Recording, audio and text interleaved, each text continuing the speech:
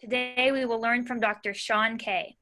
Dr. Kay is the Robeson Professor of Politics and Government and the Director of the International Studies Program. He is Mershon Associate at the Mershon Center for International Security Studies at The Ohio State University and specializes in American and international environmental policy, American foreign and national security policy, international relations, and the study of Europe. Dr. Kay is the author of several books, including, most recently, Rockin' the Free World, How Rock and Roll Changed America and the World. Dr. Kay has been a consultant to the U.S. Department of Defense, the U.S. Department of State, the National Intelligence Council, and multiple presidential campaigns. His current research focuses on grassroots campaigns for river conservation in the United States and internationally.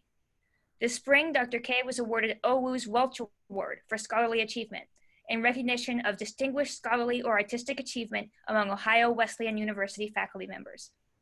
As a reminder, you can use the chat function to ask questions throughout the presentation. Dr. Kay will speak for about 35 to 40 minutes, and then we will open up for questions. You can also continue your discussions on the COVID-19 course Facebook group. And now, Global and American Security with Dr. Sean Kay. Hello, class. Thank you, Francesca. It's very nice to be here talking to my computer and seeing everybody out there. I'm very proud to be part of this course. It's been a real source of enthusiasm and hopefully bringing our communities together in a virtual sense while we all learn from each other in this interdisciplinary framework. Today, I'm going to draw on sort of perspectives that I use in an intro class called Global Issues and my American Foreign Policy class, but I'll also talk about international institutions and sort of how we think about complex problems and how to approach solving them, right? And so I'll be looking at how we think about these issues. What is security today? How do we define that? Thirdly, what is the nature of this crisis, and also what's the role of international organizations at the international level? And then also the American implications for America's place in the world of all this. And I'll conclude with a little thoughts on how we can make this better for the future. Before I begin, I really appreciate that they said I got that award, and I'm going to just take about 30 seconds and draw just a very quick thing. That, if you can see on that slide there, that's our former provost, Bill Louthan, and George Conrades, and my grandmother, Ann Leyland Grimes, who was a recipient of the Ohio Wesleyan Distinguished Alumni Award. She went here in 1933 is when she graduated. And I just tell you that because I'm super proud of it. And it's something Bill Louthan always said, there's no prouder boast than to be, call yourself a faculty member of Ohio Wesleyan University. And I think it's very true. And I think this course has been a real shining part of that. But it's not just my grandma, that's my daughter. She goes to Ohio Wesleyan, Siobhan.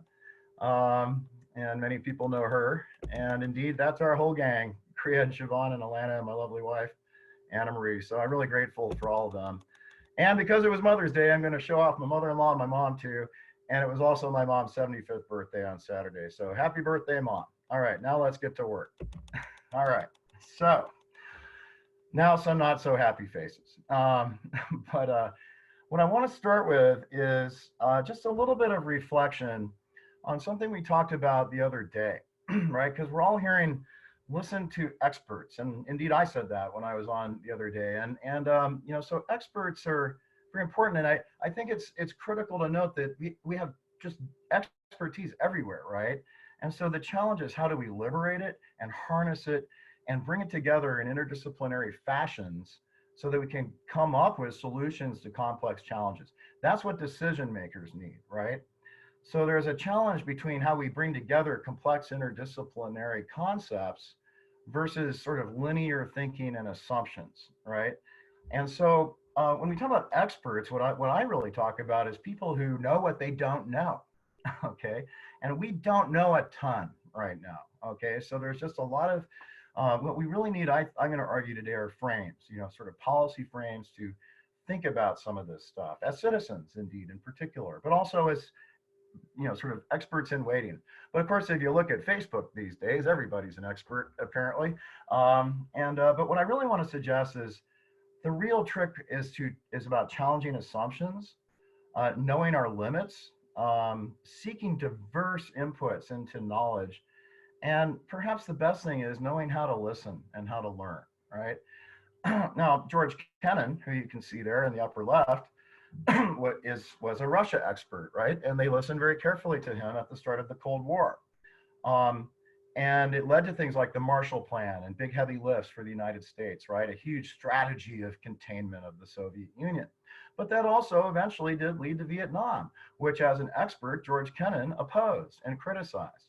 But one of the best and the brightest in the world was Robert McNamara, right? Who you see there. And he was the architect of that war.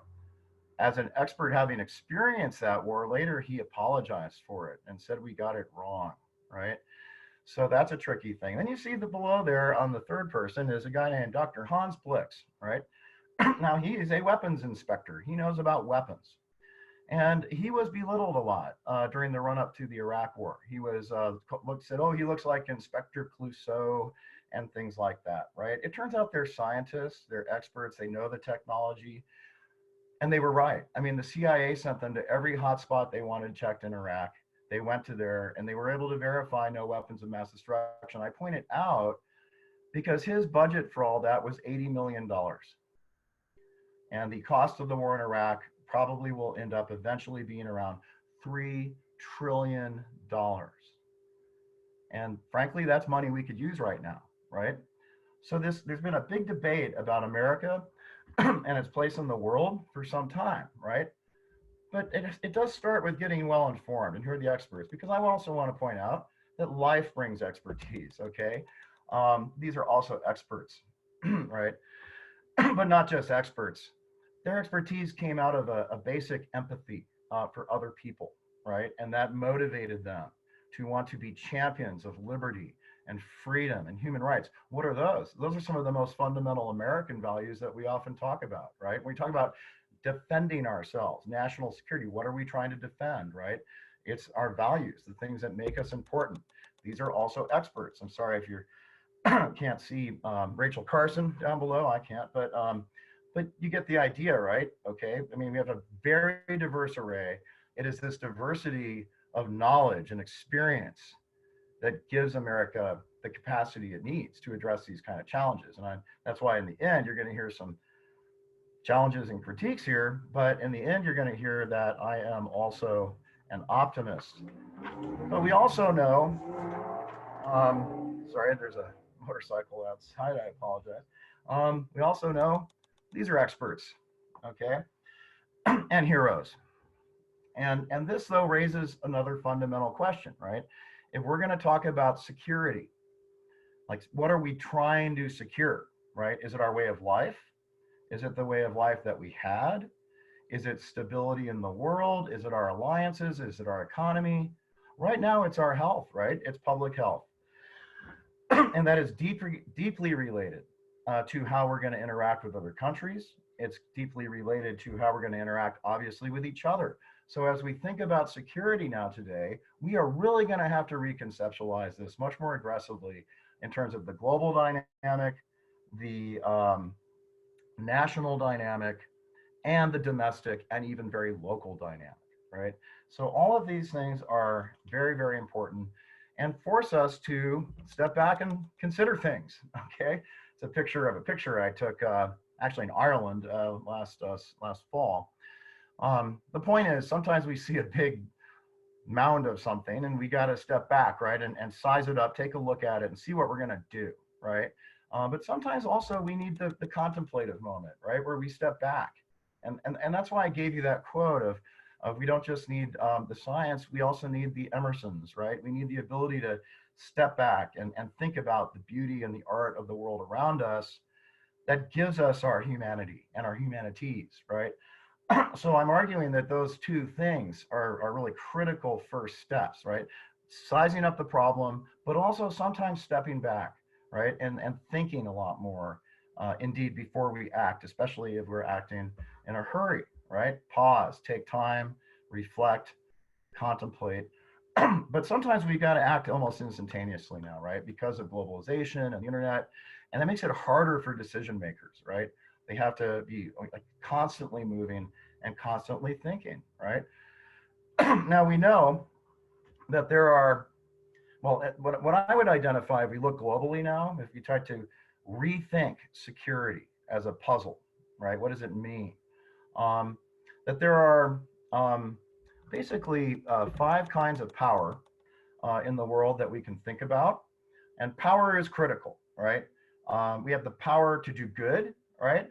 But we've seen people use and abuse power to do bad as well, right? And so, we have realists who think human nature is inherently aggressive, and people are gonna fight with each other, and it's a permanent state of war in the world. You can't have a government over the governments, right? But we keep coming back every time there's a big conflict or a war, and we keep trying to do better. We get the League of Nations, it doesn't work. We get the UN, right? So we need to think about what are the tools that we have available. But power is still a critical measure, right? So one of the big questions of this crisis is going to be what will it do to power distribution in the world, right? I'll come back to that in just a minute. But when we think about power traditionally, we measure it in terms of how big's your military, your economy, your geography, your ability to project it, and to have influence over others, right? But we also know that power is soft power, the ability to work well with international institutions, to work well with others, and especially to be a role model so that others want to emulate you and be with you. I mean, that's why the French gave us the Statue of Liberty, right? I mean, so because they saw that as a really beacon of what they saw as aspirational in our nation. That's soft power, influence without force. But we also know that there are other powers out there, like terrorists and non-state actors, large, massive, not to equate the two, but there's large, massive corporations that are very influential, some more so than states and so forth. And then lastly, we clearly know now there's a huge power just residing in nature and out there in the environment, right? And I should add to that too, also power of ideas and power of people, right? So we won't just want to know what's going on in the world. We don't want to just be able to describe why. We need the tools to understand why. And then we also need the tools for decision makers to make good decisions and for citizens to be engaged, right? And also make good informed decisions. So we know we have military power, right?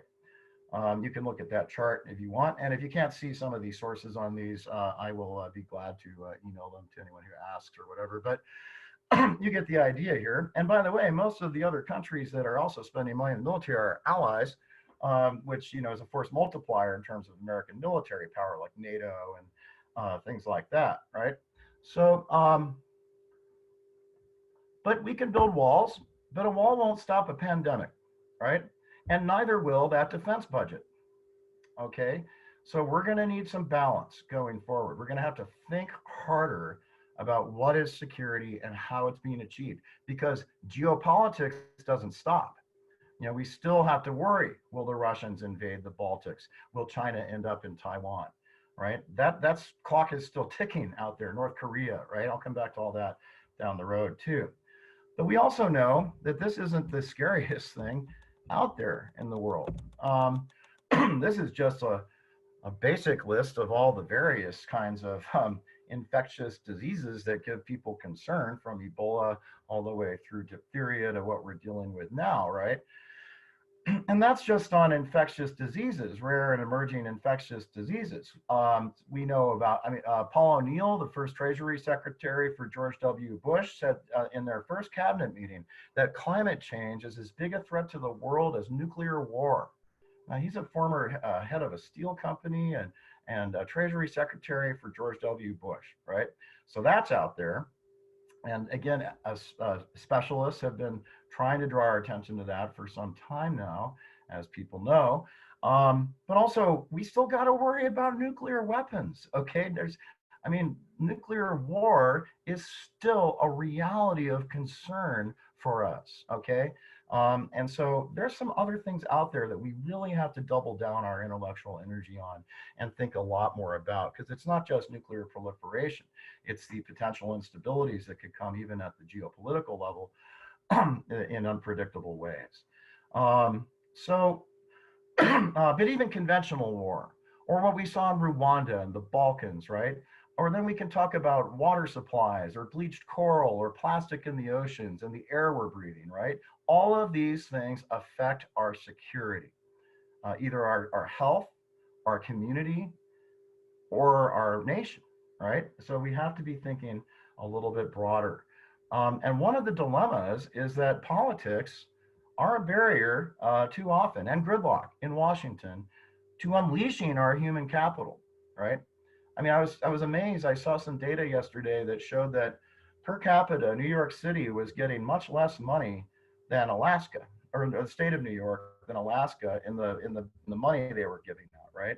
And I still haven't understand why we're focused mainly on corporations, which can borrow and pay off 401ks, as opposed to money going into the hands of average people so they can spend it and keep the economy going. That's a, again, these are just things that we have to think through very carefully, and it's going to take some more work. But the kind of gridlock we've had going on isn't sustainable. I mean, it becomes part of the crisis if we are, in effect, also not able to make good, effective decisions. Okay. And so politics can be a barrier to unleashing our human capital. Okay. So, but also we ask our troops to do a lot, right? And we've asked them to do traffic cop duty in Iraq and to be in New Orleans after a hurricane, and now, or to deal with Ebola and things like that, right? This is not what they're trained for. All right, these are actually civilian challenges, but we need the military very much also. Okay, so it's one part of a package. But one of the things we found, even in a place like Afghanistan, is that most of the success there, the war would be won mainly with civilian capacity, winning hearts and minds, not shooting our way to victory, right? So through hard experience, we've learned that we need a much broader set of knowledge base when we're interacting in the world, okay? And by the way, we also learned that after Vietnam, okay? So it's not the first time that we've had this opportunity, okay? So, but in any event, okay, so, and just as soon as we have to be concerned about that, as I said before, we also have to think about what's going on with the rise of China. They're investing very heavily in education, in high tech. They want to be very competitive around the world. And then Putin, as you know, is sizing things up. To expect that Vladimir Putin would not take geopolitical advantage of the pandemic crisis would be fundamentally dangerous and naive. So that's actually an issue that we haven't talked a whole lot as the crisis is going on. But what other kind of simultaneous things could go on in the world while this is happening? Okay, so that's what being, trying to sift through complexity in strategy, right? Because your tactics could be all over the place, right? And you don't want to play global whack-a-mole, either with pandemic or with terrorists. So you got to figure out what's the long-term plan. And how are we going to align our resources in a way that's effective, especially as these things go on? So I'll just stick with that slide for a second. I did want to say, as we think about this, though, I'm not the only one saying this. I'm going to read you now just a quote from the Director of National Intelligence, a report that came out just last year. So again, when you hear somebody say, no one could have seen this coming. Okay, again, as I told you 2 weeks ago, I first heard about this stuff when I was working in Department of Defense in 1997, and I've been concerned about it ever since, and I've been teaching about it and writing about it when I could. But here's what the official US government intelligence assessment said just last year. We assess that the United States and the world will remain vulnerable to the next flu pandemic or large-scale outbreak of a contagious disease that could lead to massive rates of death and disability, severely affecting the world economy, strain international resources and international calls for the United States support. Although the international community has made tremendous improvements in global health security, these gains, they said, are tenuous. These gains may be inadequate to address the challenge of what we anticipate will be far more frequent outbreaks of infectious diseases because of rapid unplanned urbanization, prolonged humanitarian crises, human incursion into previously unsettled land, expansion of international travel and trade, and regional climate change. That was the Trump administration, okay, that came up with that. And that was in the official report of the intelligence community just last year. They predicted this will lead to more security competition, ecosystem damage, harsh weather events, heat waves, droughts, floods, bad governments. All of this will affect military bases. We may see security competition with China and Russia and the Arctic. All of this related to climate change is their primary indicator in the US Trump administration intelligence community consensus report about threat assessment for the world. Okay, but again, it's not as if we haven't known about the diverse array of challenges that we confront, right? And here you just see things from, that's down in Louisiana, you see Flint, Michigan, you see American Indians concerned about their water, but people in Africa, right? We have serious water problems. And again, these warnings, let me just read you two more warnings really quick that came out. This one in 1997 from the US National Science Board. Quote, in the presence of global competition, a nation should be strong in all facets of technical innovation and should have available a continuously renewed base of knowledge to inform its decisions and those of its citizens. I'm sure you know in the years since then, America's test scores on science, math, and critical thinking skills have been going relatively down. And that was what they warned in 97, was that this was critical for our security. 2001, Warren Rudman and Gary Hart, a Republican and a Democrat senator, right before 9/11, they wrote, second only to a weapon of mass destruction detonating in an American city, we can think of nothing more dangerous than a failure to manage properly science, technology, and education for the common good over the next century. And then finally, a quote from a scientist named Lawrence Krauss. And he said a few years back, about 10 years ago, scientists' voices are crucial to the debates over global challenges of climate change, nuclear proliferation, and the potential creation of new and deadly pathogens. Today, the distinguished scientific minds of our universities and other national labs provide advice that is routinely ignored, while ideological biases have become so ingrained in Washington that scientific realities are subordinated to political intransigence. Houston, we have a problem. And that was 10 years ago, okay? So, all right, so let me say a couple things here, because I know a lot of people have been thinking about where is the UN in all of this? Sorry, I went ahead, apologize. Where is the UN, right? Because actually the Security Council has been kind of quiet. There was a resolution for a global ceasefire, which was actually blocked by the United States because they did not appreciate that it referenced the World Health Organization. I'm going to say a couple things about that, but we also rejected a compromise bill. As one British think tank, British, our closest allies and friends in the world, said, quote, it's worse than a lack of coordination. It almost seems destructive. We know that the White House, the United States, has skipped international meetings to coordinate on the international hunt for a vaccine. We know that Theresa May, the former British Prime Minister, has said it would be a mistake to allow this to become a fault line in international relations. International organizations, the UN, the World Health Organization, they are only as strong as what their members choose to do with them, okay? They are tools of countries. And indeed, the UN Charter says nothing in this will supersede sovereignty of nations. It's like the #1 thing, right? But they do help us with data sharing. They do help us with information sharing and early warning. They help us lower the transaction costs of operating among other countries that are diverse and complex. And so they give us the capacity to coordinate, right? And that is basically the function of things like the World Health Organization and the UN Security Council. The biggest pandemic we've been dealing with that rarely gets talked about anymore is HIV/AIDS.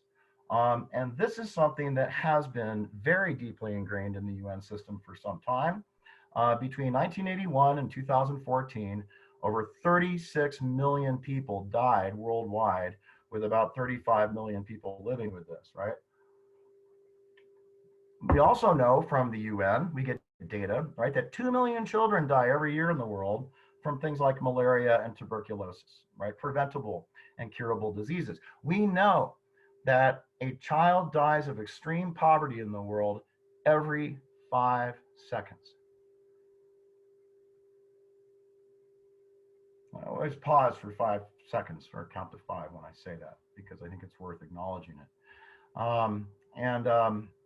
And we're doing better on that. We do better now with immunizations and better with development programs, better with infrastructure. There is food in the world, but our capacity to get it to people is not well developed. And there's just a lot more that we have to do here. 1 out of 6 people in the world don't get the basic water they need to live. 2.5 billion, I'm sure you know, live on less than $1 a day. We also confront major demographic pressures in key parts of the world, as well as environmental. And that comes with associated issues of equality, justice, human environmental rights, and so forth.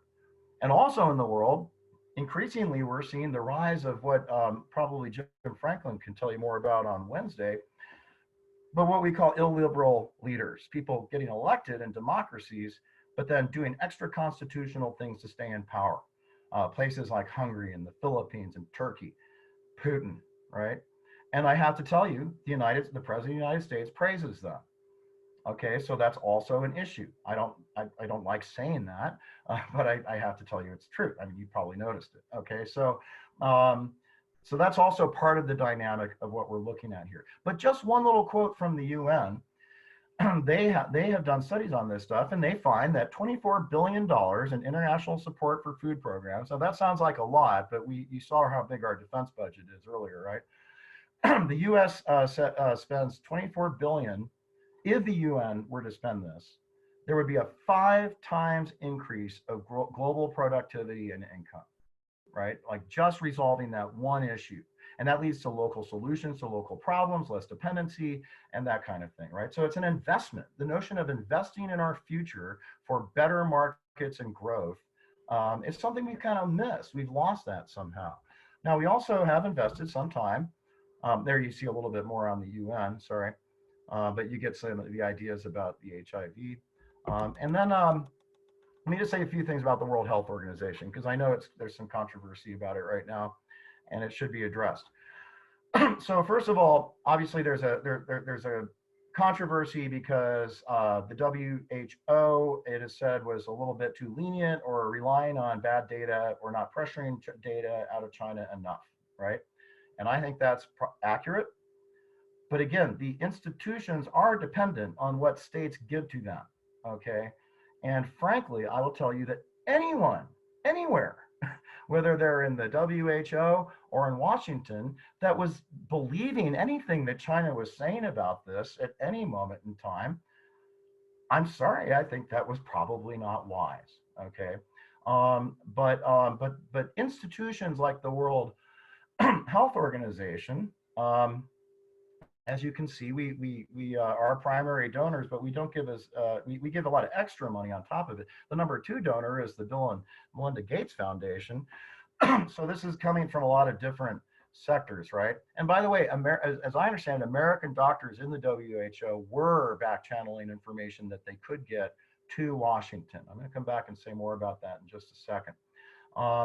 So the bottom line is, we were still praising China in early March. The United States was officially, right, for its response. We lost 2 months of warning, okay? And we can blame China or the WHO all we want. That's still on us because we had the warning, we had the intel, we knew this was coming, and we didn't ramp up the testing, and we didn't prepare the public over a 2-month period of time between January through February.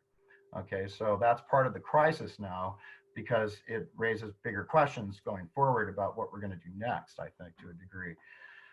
So, but to argue that the WHO shouldn't be funded, first of all, is to leave a massive vacuum for China to step right into that thing and start breaking it apart like a bull in a china shop, or getting what they want out of it, while we're not there to hold them accountable and transparent. Okay, so that's one thing. But secondly, I mean, there's been a lot of things that have gone wrong, obviously, in a lot of different places. But here's what the World Health Organization said. You can see their report right there. In September 2019, the world is not prepared. For too long, we have allowed a cycle of panic and neglect when it comes to pandemics. We ramp up efforts when there is a serious threat, then quickly forget about them when the threat subsides. It is well past time to act. The WHO called for world leaders to have continuing monitoring progress during international summits, creating multi-year disaster plans, strengthening United Nations coordination, building preparation systems. This just got sitting on some shelves, did not get attention, was not followed up on. Okay, so again, the information was there and they were trying to help us, okay, be better prepared, at least through sharing of that information. Um, and we also know the UN and lastly, and the WHO have had some big successes. There was a global campaign in the 50s on World Global Polio Eradication Initiative, 99% reduction worldwide, a 12-year smallpox vaccine campaign. I mean, the bottom line is when we're not there, we're going to be missing out on some of the most crucial developments on vaccine issues, on testing issues, on research and development, and on technology transfers. Technology transfers and those kind of things often become the wave of the future and critical economic basis of our infrastructure. Okay, so it's important to be plugged in. And skeptical, okay, skeptical that these institutions will deliver for us because at the end of the day, they work for states, they work for member states, okay?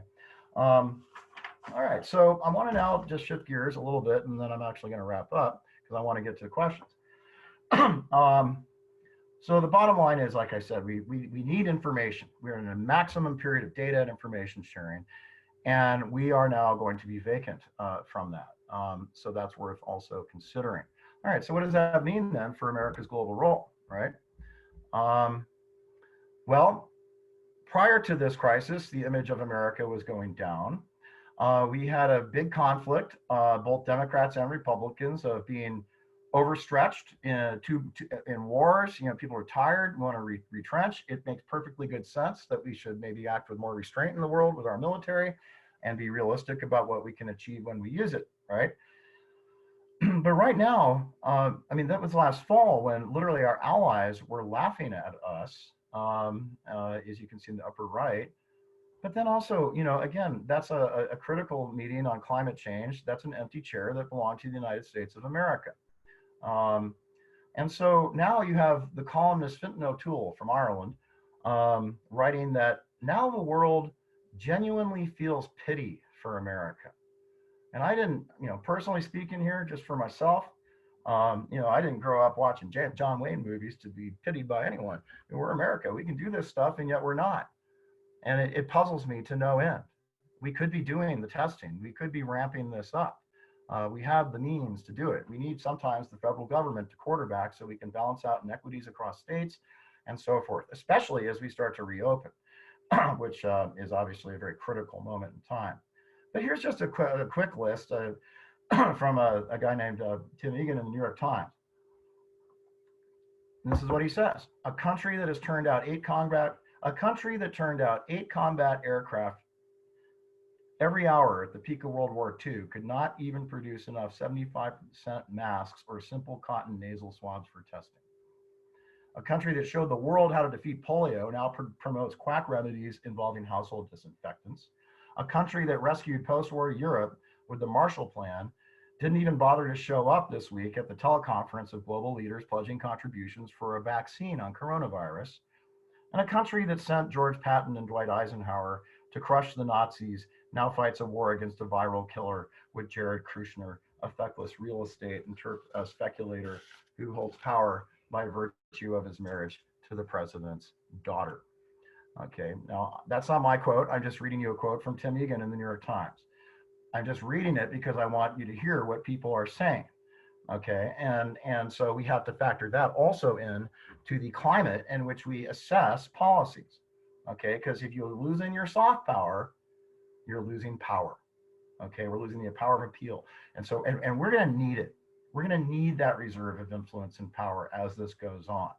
Okay, so one of the problems is, though, we did have intelligence warnings. Okay, prior to 9/11, we had intelligence warnings. Prior to the Iraq War, we had intelligence warnings. Prior to Hurricane Katrina, we had whole pictures on the TV channel of a hurricane coming and 30 years of engineers telling us this wasn't going to work. And now, on this case, as I said, we lost 2, maybe even more months. By February, a majority of the intel reporting in the daily presidential briefs was about this. They couldn't get this apparently in front of the president until the 3rd week or so of January. And as it says in the media, that his main question was about when we're going to get flavored vaping pens back in the markets. Okay, so to be fair, like collectively, we weren't like before 9/11. The big news story of the summer was shark attacks, right? I mean, to be fair, I think it's very important. Like now, it's like, why weren't we all doing this, right? But we weren't. I mean, and even when it was in China, we were like, well, it's in China, right?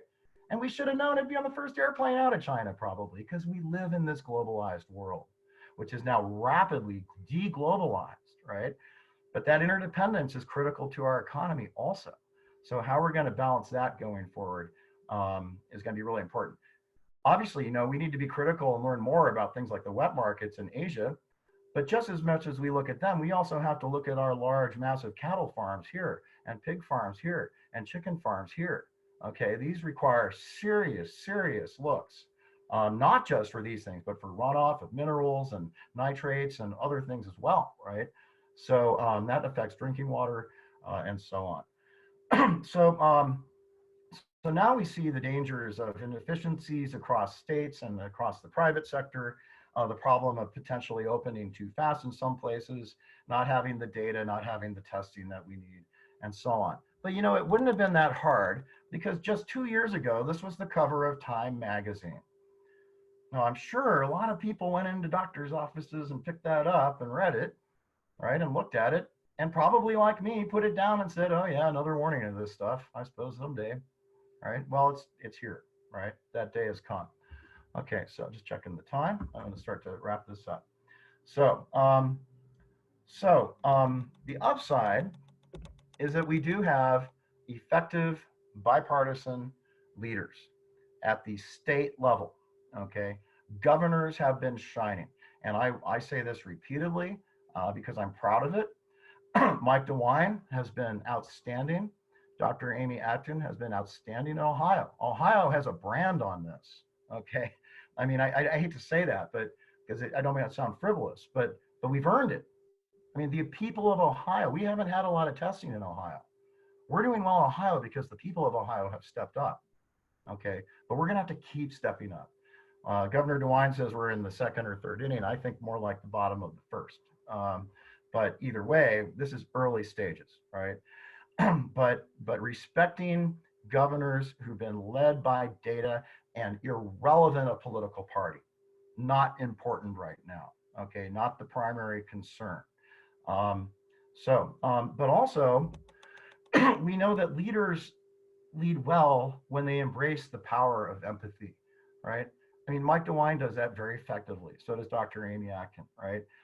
So the idea that we make policy or we wear a mask because we care about others. Okay, we're doing it for others. It's not just about what's in it for me right now. Okay, and Tom Ridge, the former Republican governor of Pennsylvania, made this point that I took personally and I constructively, which is because we all get frustrated, right? And we all want to be doing things. And he reminded us of John McCain, who on our behalf stayed as a prisoner of war in Vietnam for 5 years when he could have been freed, right? So we can do these things. We can do these things. We know we can do these things. We've done this before, right? You could easily add the Marshall Plan or something like that. So leading by example, leading by actions, the things that we do, right? Solving polio, going to the moon, eliminating nuclear weapons in Europe like Ronald Reagan did, ending the Cold War, or contemplating the beauty of America, right? These, again, stepping back, having that reflective opportunity. So, all right, so what I want to then conclude with is how might this realign better for the future, okay? one of the first things we got to get a lot better at is prioritizing well. What are the threats? What are the challenges? And aligning budgets and policies with that. Okay, Laurie Anderson is absolutely right about deforestation. I would argue it's even worse because it's not just animals, but it's the runoff, it's the soil erosion, the silt gets in the rivers, people lose fisheries, they move to big cities, move big mass population movements, big urban areas. Huge amounts of the world's population are dependent on coral. Corals being bleached because of climate change. Okay, our aquifers. You ask me, the biggest long-term problem for America, it's our water supply. You know, and it's urgent actually. I mean, that Ogallala aquifer in the middle is going to be depleted at current rates, and it provides for 1/5 of the agricultural water use in this country. Okay, so again, scientists have been telling this. I know it because I read what they write and I try to relate it, okay, as best I can. But this is what people have been warning us about for some time. So those are challenges and threats, right? But we also know we have our own threats here at home. You know, we have challenges of cyber attack on our democracies. We also have to think carefully about global order and our role in it. There are scholars right now, I can tell you, that are concerned that the 1918 flu pandemic sort of fed into a lot of the instability of the interwar period, and that led to more nationalization of things as opposed to integrative solutions, right? And indeed, you know, could lead to other future problems. I'm more optimistic on that front, but so I'm not trying to argue that's a huge concern. In fact, if anything, we're probably going to see a lot of pressure to cut defense budgets and be less involved with military activities for some time. But I certainly wouldn't sit back and just expect that means Putin's going to sit around, or that China won't try to make major gains during all of this while we are all tied up in knots. Okay, so when we think about these challenges, right, we've got to think carefully about the environment. There's an oil shock going on right now. Okay, that's also an issue. That could lead to more failed state problems like Venezuela, or problems with Iran, for example. We still have big roles of China's rise. What's Russia's role here? The future of the European Union may be at stake. The European Union has been the critical mechanism for integration since World War II. And now the freedom of movement across borders is challenged. The basic underlying notion of integration is at risk. That is also something Russia has sought and wanted for some time. So again, we're going to have to think carefully of the developing world. What's the role of Korea, Iran, et cetera? What are the implications of deglobalization? You'll hear more about that, I think, later in the course. And then lastly, how will we realign our budgets and priorities for a new definition of security? Okay, so just to conclude, I am optimistic in the end, actually. I see it in the future every day in my students in the classroom. I see it with courses like this in our community and the people that we all look after for each other and so forth. So the optimism I get from having studied these global security challenges now for a long time is that every single one of them definitely has a solution. Okay, and so that's critical to begin that process and understand that. But we also do have to think about, we need both military defense and we need to think carefully about the future, right? But the F-35 fighter plane barely even works, and it's cost about something the equivalent of 1/3 of the student loan debt in the United States of America. I mean, you could liberate human capital right now by investing in that, which may invent the next big thing, as opposed to a plane that we probably didn't need and doesn't work. Okay, and so we have to think carefully about these kind of choices we've been making over time. We do need both kinds of things, but we do need balance, right? So again, to conclude, we need to get smart. And this is important. A former governor of Florida, Rick Scott, said, is it a vital interest of the state to have more anthropologists? I don't think so. Tell that to a troop in Afghanistan. They know very well that you can't win that war there without that. Another Florida guy, I know I'm picking on Florida, but Jeb Bush, and Jeb Bush is a reasonable, smart guy. I don't mean to pick on him, but he did joke, and as many people do, about humanities majors, right? Um, but turns out philosophy majors are some of the highest paid people in the world. Why? Because they study ethics, they study discourse, they know how to write, they know how to speak, and they often become lawyers. All right, so again, there's a lot more going on. A survey of the top 100 US business leaders, 84% would rather hire smart, passionate people, even if not having the exact skills they're looking for. Interdisciplinary isn't just good for solving these kind of problems, it's good for business, okay? So what we also know though in these conversations is that tone matters and how we do this matters. So let me conclude with two last quotes. One is from Graham Nash, who I interviewed for my book on rock and roll. And this is Graham Nash from The Rockstar, right? And he said, I have children, I have grandchildren, I've got to remain positive. I've got to think that I can help make the world a better place for myself and my family and my friends. Everything starts inside, doesn't it? Um, how far can the ripples go once you throw that stone into the pool? And then I'll close with Dwight Eisenhower, who said, what will be needed is not just engineers and scientists, but a people who will keep their heads. And in every field, leaders who can meet intricate problems with wisdom and courage. In short, we will need not only Einsteins and Steinmetzes, but Washingtons and Emersons. All right, thank you very much. I will now stop sharing and go more public.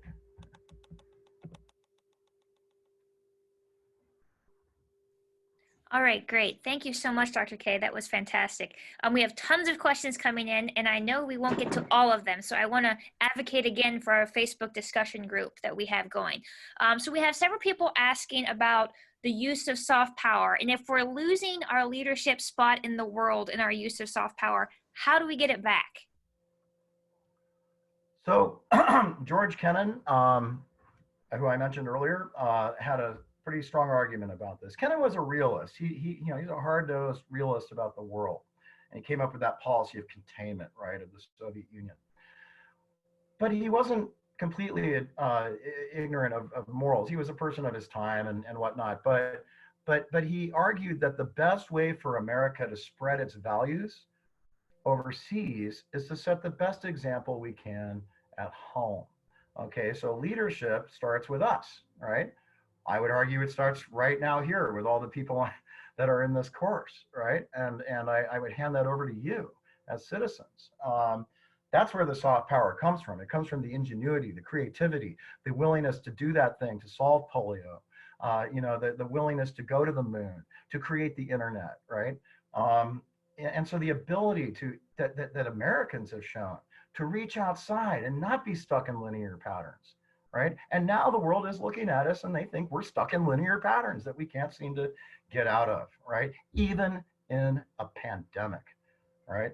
And so unfortunately, the politics of this have gotten difficult, but I want to be careful because the politics are also being driven by deep economic pain and that people are feeling. And that's a real thing, right? The dilemma is, as again, scientists are telling us and public health experts are telling us, we open up too quickly, then we actually could be dealing with this for much longer and in a much more painful way. So doing it now and getting it right now, as I believe Ohio is setting the best model forward to emulate, that is the way to get your soft power, okay?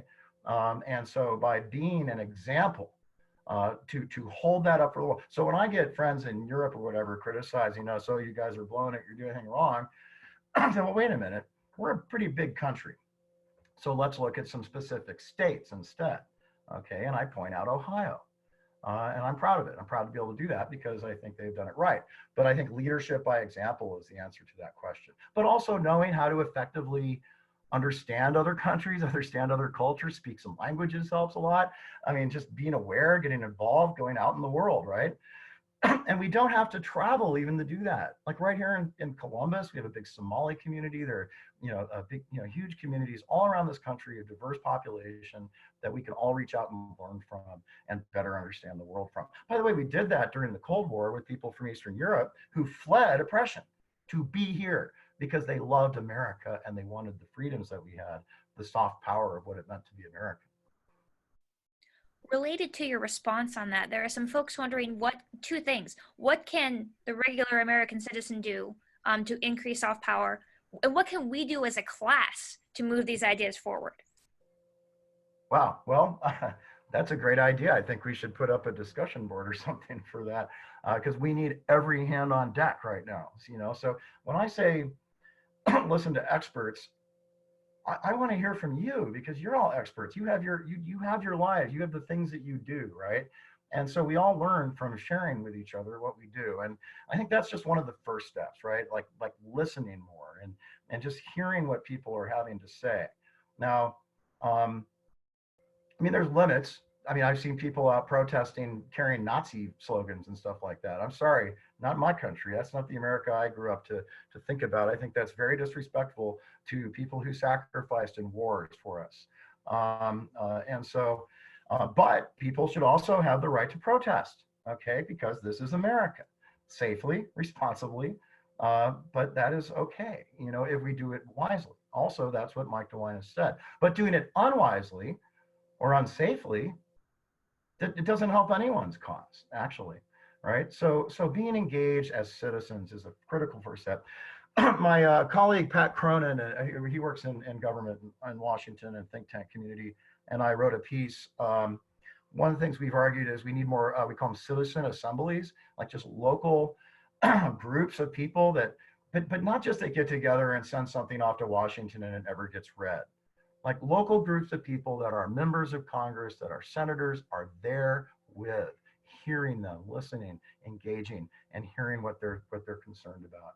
So there's lots of opportunities. Frankly, I think arguing about it on Facebook and whatnot is not getting anywhere very far. And lastly, I learned this from studying the marriage equality referendum in Ireland, of all things. And the way they got that country to pass that was by listening, by being empathetic, by realizing that people sometimes need the space.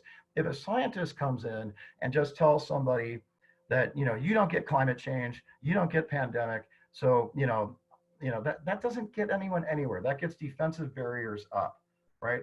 We ourselves have to be more aware of where people come from. Somebody who grows water or grows low yield crops that are very expensive, their family might have been doing that for 150 years, right? That's part of our American story. Coal workers are part of the American story. It's a cultural thing. I know, Francesca, you come out of West Virginia, right? I mean, coal is a problem, but coal workers are not a problem. They're human beings, and they need our emotional love and support just like anybody else, and our investment as well. Absolutely. How do you see all of this affecting the 2020 election, these concerns that people have affecting the 2020 election? I think right now we're all just trying to get through the week. So thinking about politics that far, I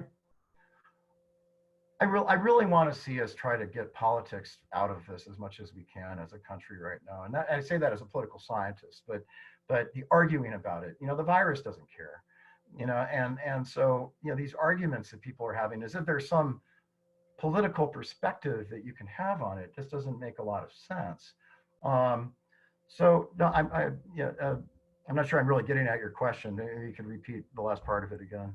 Sure, there's just a lot of folks questioning the election. Yeah. What does matter for 2020, basically. Yeah. Well, look, I mean, the trend lines already were to be reelected, Donald Trump was going to need to hold what he got last time, and that was already going to be hard in Michigan and Pennsylvania and probably Wisconsin.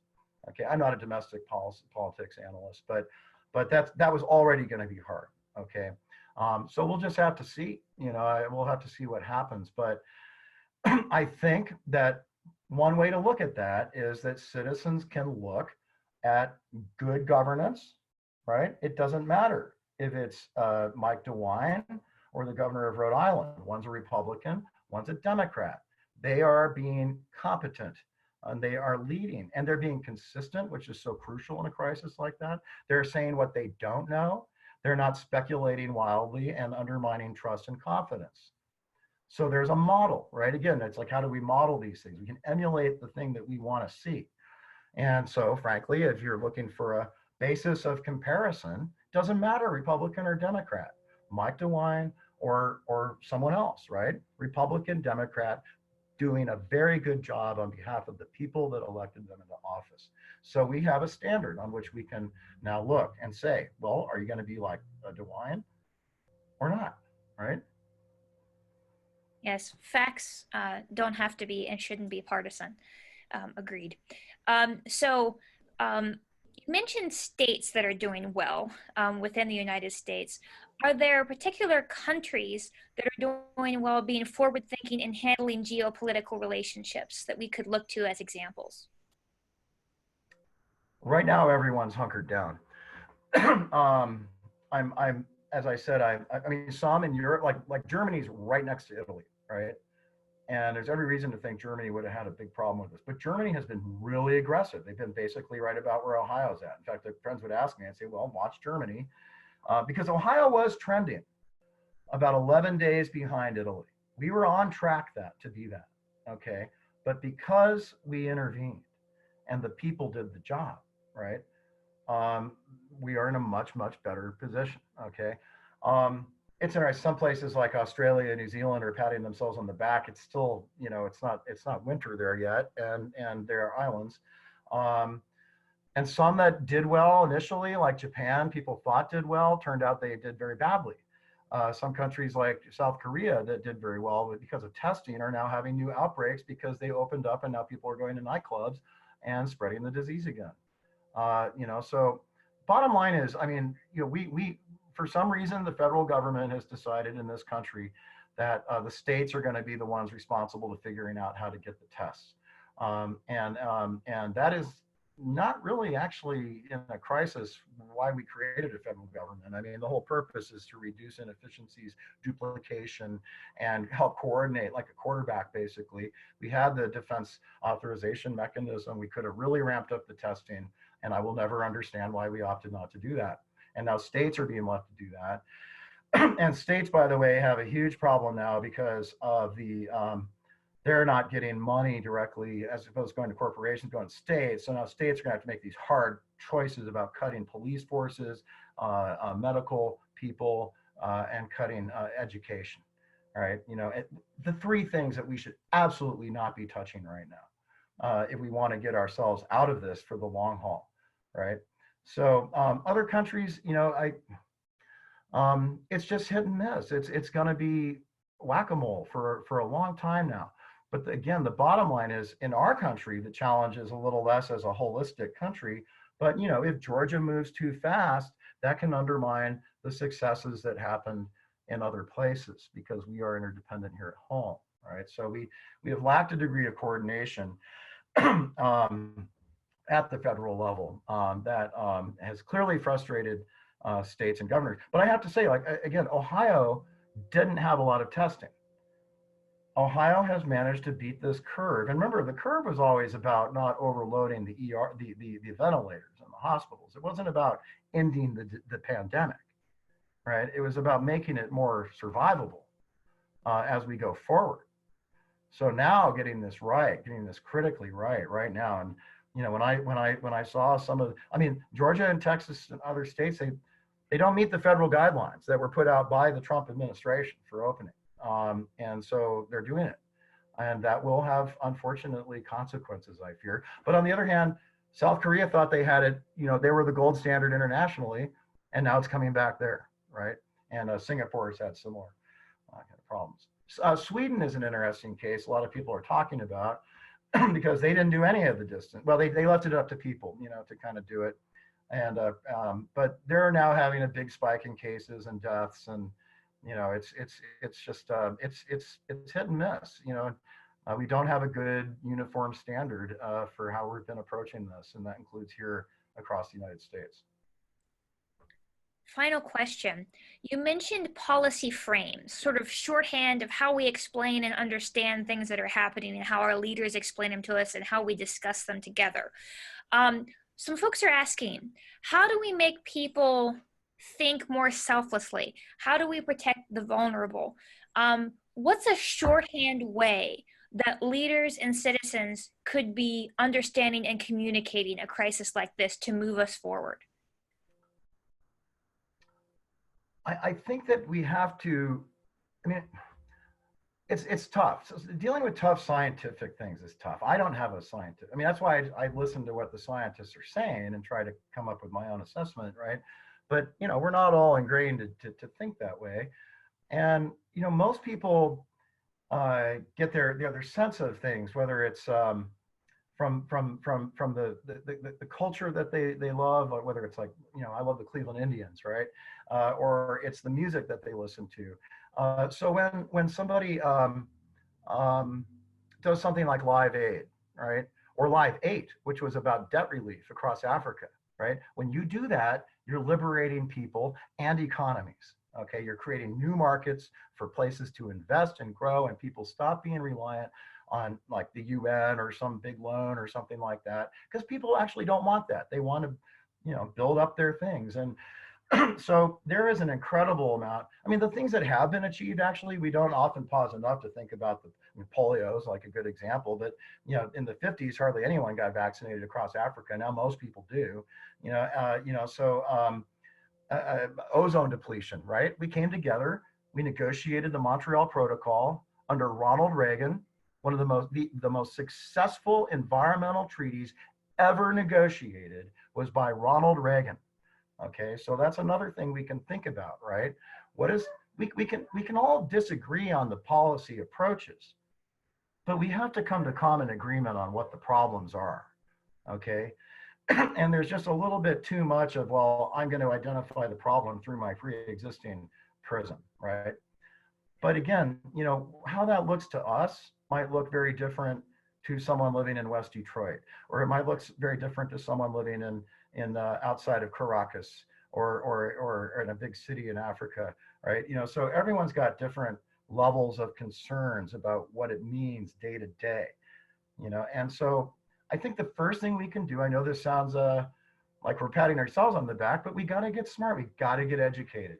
And that's why I take so much inspiration that there's so much interest in this course that Ohio Wesleyan put together, because if anything, we could come away from this realizing, again, this is one example of the complexity of global challenges that we confront. It's one that we can get our head around. It's one that will have an end, and we will get to a better place, right?